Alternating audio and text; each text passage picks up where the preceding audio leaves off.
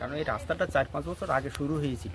শুরু হওয়া মানে ওই কিছু মাটির কাজ, অল্প কিছু মাটির কাজ হয়েছে, আর মাটি ফেলে তারপরে ইট বিছানোর রাস্তা হওয়ার কথা ছিল, কিন্তু আজও পর্যন্ত কিছু হয়নি। এখনও পর্যন্ত বর্ষাকালে আমাদের এই পোস্ট অফিসে যেতে হয়। পোস্ট অফিসে বিভিন্ন বয়সের মানুষের প্রয়োজন থাকে পোস্ট অফিসে, তা আমরা যেতে পারি না। বর্ষাকালে খুবই কষ্ট হয় এবং বৃদ্ধ মানুষ দু একজন এসে এখানে যাওয়ার সময় পড়েও গেছে।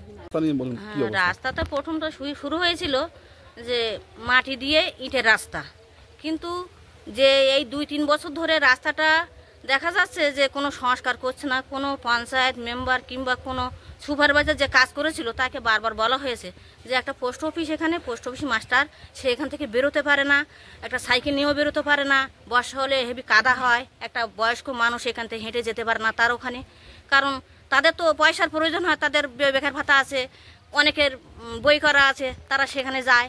কিন্তু তাদের সুবিধার্থে আমার মনে করি যে এই রাস্তাটা হলে জনসাধারণ কিংবা সমস্ত মানুষের খুব উপকার হয়।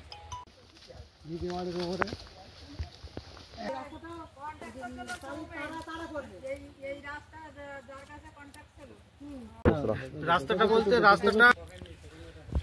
রাস্তাটা হওয়ার কথা ছিল ইট ফেলে ঢালাই রাস্তা হওয়ার কথা, কিন্তু মাটির কাজ হয়ে রাস্তাটা দীর্ঘ এই 3-4 বছর হচ্ছে পড়ে আছে, রাস্তাটার কোনো কাজ হয়নি। এবার ওরা কি করেছে, পঞ্চায়েত থেকে এসে মানে মেম্বার থেকে এসে মানে একটা বোর্ড মেরে চলে গেছে, ওখানে লেখা আছে ইট ফেলে ঢালাইয়ের কথা, কিন্তু আদৌ কোনো রাস্তাটার কাজ হয়নি। 3.5 লাখ টাকা স্যাংশন করে রাস্তা কমপ্লিট দেখানো আছে ওখানে, কিন্তু রাস্তাটা এই দীর্ঘ আমরা 4 বছর ধরে এই রাস্তাটা কাদা রাস্তা, সবাই হাঁটাচলা করছি।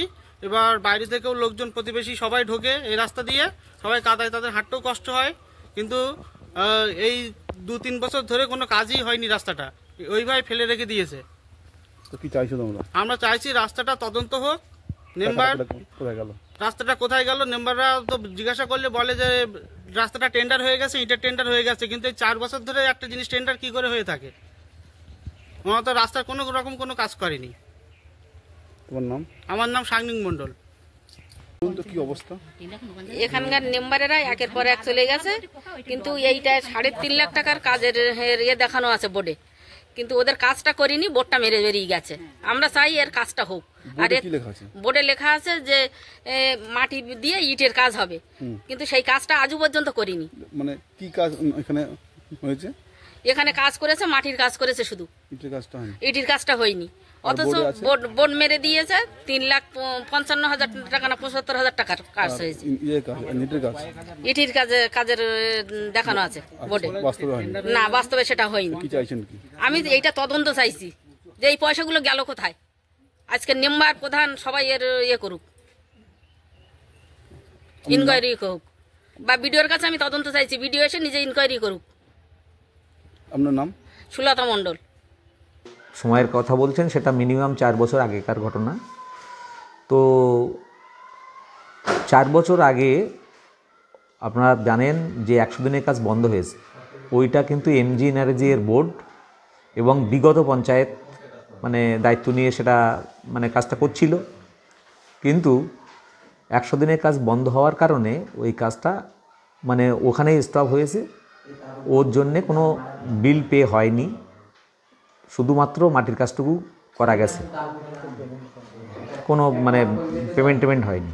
আচ্ছা, মানে এমজি এনআরজিএস প্রকল্পের মধ্যে কি মানে ইটের রাস্তা কি মানে হয়? তো সেটা যদি না হয়, যদি কোনো আমাদের স্কিমের মধ্যে থাকে, যদি আমাদের টেন্ডারের মধ্যে থাকে, তাহলে তো পঞ্চায়েতের টেন্ডারে থাকলে তো অবশ্যই কাজটা হতো। কিন্তু যেহেতু বিগত টার্মের, সেই জন্যে আমার ওই কাজটা সঠিক তথ্য না নিয়ে বলা সম্ভব না। তবে আমার যতদূর মনে হয়েছে এরকমই কোনো সমস্যা হবে। বোর্ডে কাজ শুরু এবং কাজ শেষের তারিখ উল্লেখ করা আছে এবং শ্রম দিবসটা উল্লেখ করা আছে এবং উইথ অ্যামাউন্ট লেখা আছে। এই বিষয়টা আমি ঠিক বলতে পারবো না, এই কারণ আগের টার্মের তো ব্যাপার। এবার আগের টার্মে কি কাজ হয়েছে না হয়েছে আমাদের কাছে মানে স্পষ্ট নয়।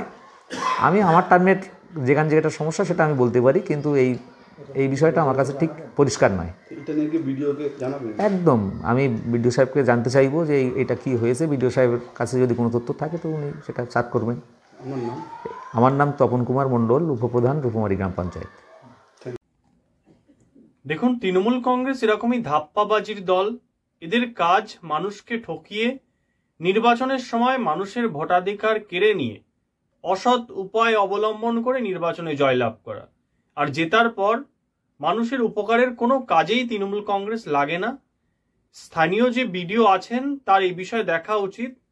তৃণমূল কংগ্রেসের অঙ্গুলি হেলনে না চলে যাতে মানুষের উপকার হয় সে বিষয়ে ভাবা উচিত বলে আমাদের মনে হয়।